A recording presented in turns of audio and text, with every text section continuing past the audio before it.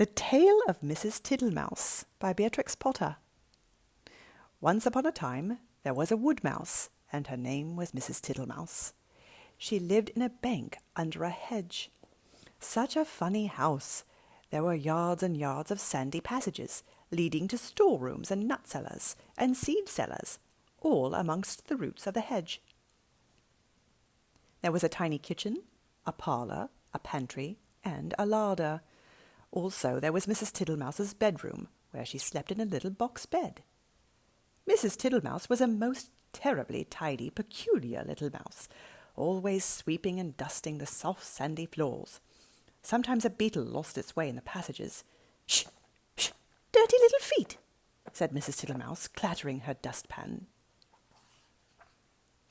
And one day a little old woman ran up and down in a red spotty cloak.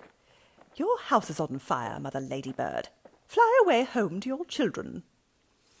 Another day a big fat spider came in to shelter from the rain. "Beg pardon, is this not Mrs Buffett's?" "Go away, you bold, bad spider, leaving ends of cobweb all over my nice clean house." She bundled the spider out at a window. He let himself down the hedge with a long thin bit of string. Mrs Tittlemouse went on her way to a distant storeroom to fetch cherry stones and thistledown seed for dinner. All along the passage she sniffed and looked at the floor. "I smell a smell of honey. Is it the cowslips outside in the hedge?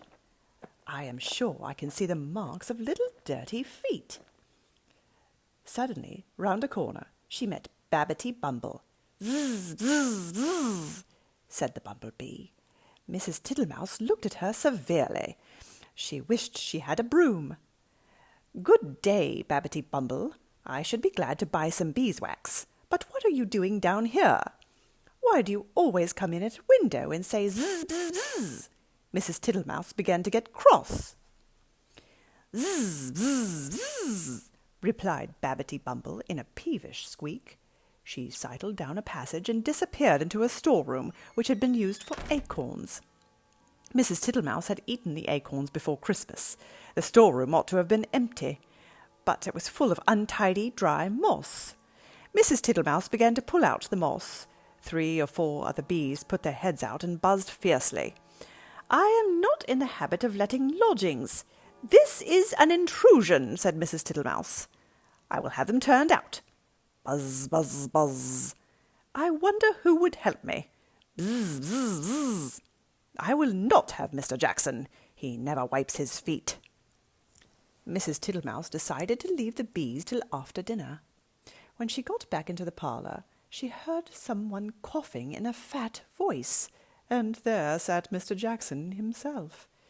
He was sitting all over a small rocking chair, twiddling his thumbs and smiling, with his feet on the fender.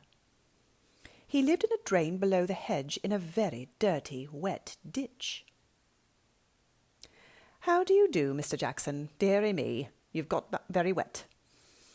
Thank you, Mrs Tittlemouse. I'll sit a while and dry myself," said Mr Jackson. He sat and smiled, and the water dripped off his coat-tails. Mrs Tittlemouse went round with a mop. He sat such a while that he had to be asked if he would take some dinner. First she offered him cherry stones. Thank you, Mrs Tittlemouse. No teeth, no teeth, no teeth," said Mr Jackson. He opened his mouth most unnecessarily wide. He certainly had not a tooth in his head. Then she offered him thistledown seed. "Tiddly, widdly, widdly, poof, poof, puff," said Mr Jackson. He blew the thistledown all over the room. Thank you, Mrs Tittlemouse. Now, what I really should like would be a little dish of honey." "I'm afraid I've not got any, Mr Jackson," said Mrs Tittlemouse. "Tiddly, widdly, widdly, Mrs Tittlemouse," said the smiling Mr Jackson. "I can smell it. That is why I came to call." Mr Jackson rose ponderously from the table and began to look into the cupboards. Mrs Tittlemouse followed him with a dishcloth to wipe his large wet footmarks off the parlour floor. When he had convinced himself that there was no honey in the cupboards, he began to walk down the passage. "Indeed, indeed, you will stick fast, Mr. Jackson." "Tiddly, widdly, widdly, Mrs. Tittlemouse." First he squeezed into the pantry. "Tiddly, widdly, widdly, no honey?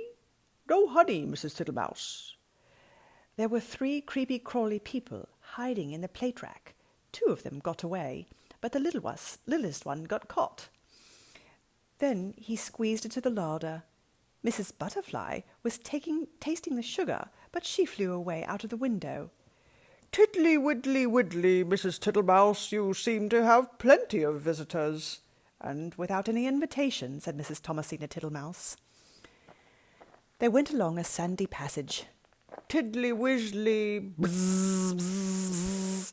He met Babbity round a corner and snapped her up and put her down again. "I do not like bumblebees.